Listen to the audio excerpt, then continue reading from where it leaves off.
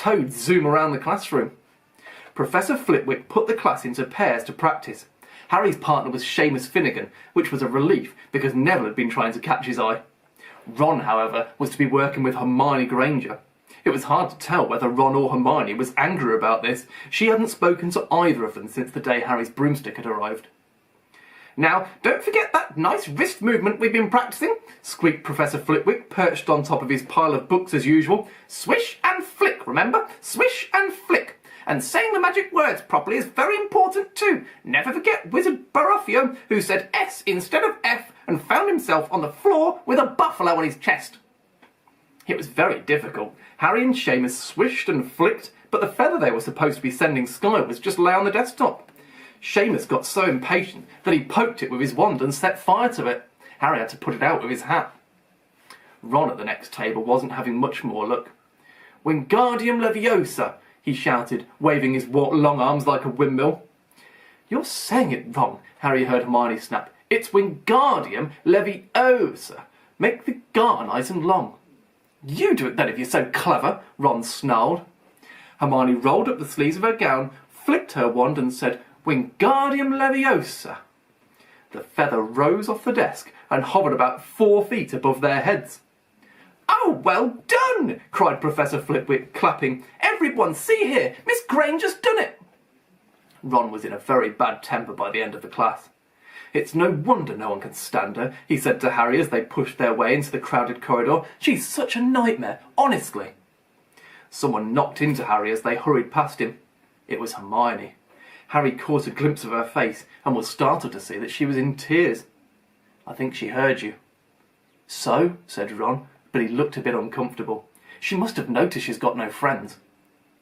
Hermione didn't turn up for the next class and wasn't seen all afternoon.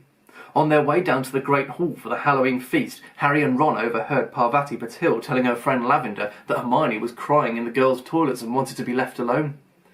Ron looked still more awkward at this. But a moment later they had entered the Great Hall, where the Halloween decorations put Hermione out of their minds. 1,000 live bats fluttered from the walls and ceilings, while 1,000 more swooped over the tables in low black clouds, making the candles in the pumpkins stutter. The feast appeared suddenly on the golden plates, as it had at the start of term banquet. Harry was just helping himself to a jacket potato when Professor Quirrell came sprinting into the hall, his turban askew and terror on his face. Everyone stared as he reached Professor Dumbledore's chair, slumped against the table and gasped, "Troll! In the dungeons! Thought you ought to know!" Then he sank to the floor in a dead faint.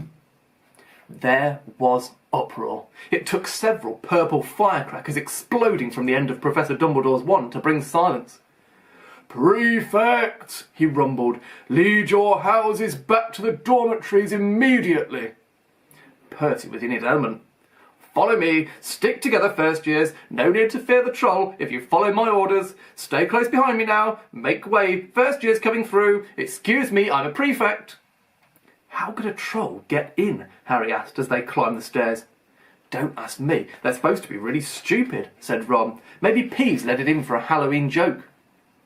They passed different groups of people hurrying in different directions. As they jostled their way through a crowd of confused Hufflepuffs, Harry suddenly grabbed Ron's arm.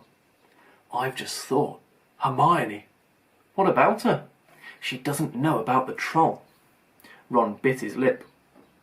"Oh, all right," he snapped, "but Percy better not see us." Ducking down, they joined the Hufflepuffs going the other way, slipped down a deserted side corridor and hurried off towards the girls' toilets. They had just turned the corner when they heard quick footsteps behind them. "Percy!" hissed Ron, pulling Harry behind a large stone griffin. Peering around it, however, they saw not Percy, but Snape. He crossed the corridor and disappeared from view. "What's he doing?" Harry whispered. "Why isn't he down in the dungeons with the rest of the teachers?" "Search me."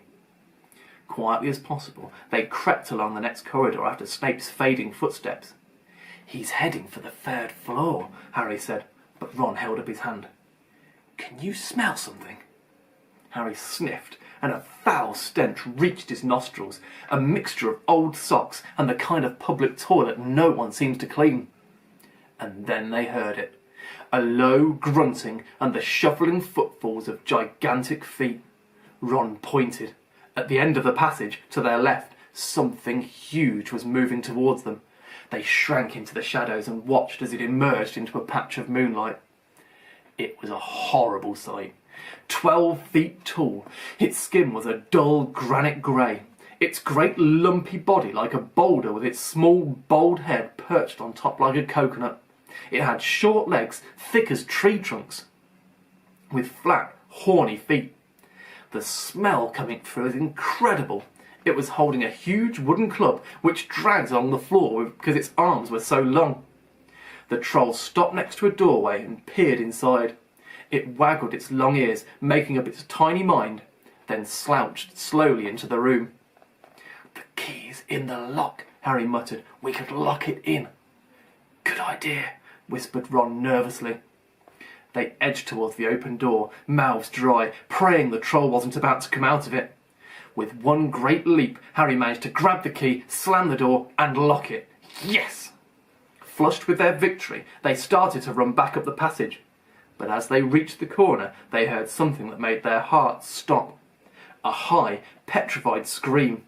And it was coming from the chamber they'd just locked up. "Oh no," said Ron, pale as the Bloody Baron. "It's the girls' toilets," Harry gasped. "Hermione," they both said together. It was the last thing they wanted to do, but what choice did they have?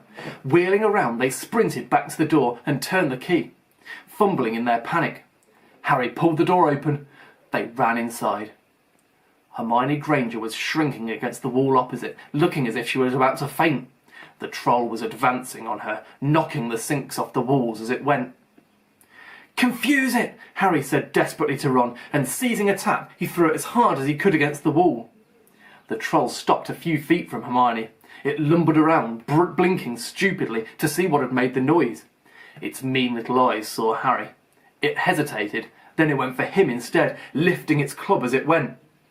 "Oi, pea-brain!" yelled Ron from the other side of the chamber, and he threw a metal pipe at it.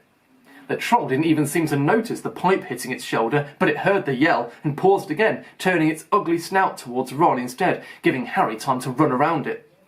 "Come on, run, run!" Harry yelled at Hermione, trying to pull her towards the door. But she couldn't move. She was still flat against the wall, her mouth open in terror. The shouting and the echoes seemed to be driving the troll berserk. It roared again and started towards Ron, who was nearest and had no way to escape. Harry then did something that was both very brave and very stupid. He took a great running jump and managed to fasten his arms around the troll's neck from behind. The troll couldn't feel Harry hanging there, but even a troll will notice if you stick a long bit of wood up its nose, and Harry's wand had been in his hand when he had jumped. It had gone straight up one of the troll's nostrils. Howling with pain, the troll twisted and flailed its club, with Harry swinging on for dear life. Any second now, the troll was going to either rip him off or catch him a terrible blow with the club. Hermione had sunk to the floor in fright. Ron pulled out his own wand, not knowing what he was going to do. He heard himself cry the first spell that came into his head. "Wingardium Leviosa!" The club flew suddenly out of the troll's hand, rose high, high into the air, turned slowly over, and dropped with a sickening crack onto its owner's head. The troll swayed on the spot and then fell flat on its face, with a thud that made the whole room tremble. Harry got to his feet. He was shaking and out of breath. Ron was standing there, with his wand still raised, staring at what he had done. It was Hermione who spoke first. "Is it dead?" "I don't think so," said Harry. "I think it's just been knocked out." He bent down and pulled his wand out of the troll's nose. It was covered with what looked like grey, glumpy glue. "Ugh! Troll bogies!" He wiped it on the troll's trousers. A sudden slamming and loud footsteps made the three of them look up. They hadn't realised what a racket they had been making, but of course, someone downstairs must have heard the crashes and the troll's roars. A moment later, Professor McGonagall had come bursting into the room, closely followed by Snape, with Quirrell bringing up the rear. Quirrell took one look at the troll, let out a faint whimper, and sat quickly down on the toilet, clutching his heart. Snape bent over the troll. Professor McGonagall was looking at Ron and Harry.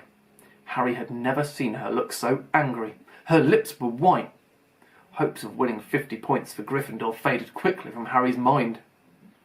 "What on earth were you thinking of?" said Professor McGonagall with cold fury in her voice. Harry looked at Ron, who was still standing with his wand in the air. "You're lucky you weren't killed. Why aren't you in your dormitory?" Snape gave Harry a swift, piercing look. Harry looked at the floor. He wished Ron would put his wand down. Then a small voice came out of the shadows. "Please, Professor McGonagall, they were looking for me." "Miss Granger!" Hermione had managed to get to her feet at last. I went looking for the troll because I thought I could deal with it on my own. You know, because I've read all about them." Ron dropped his wand. Hermione Granger telling a downright lie to a teacher.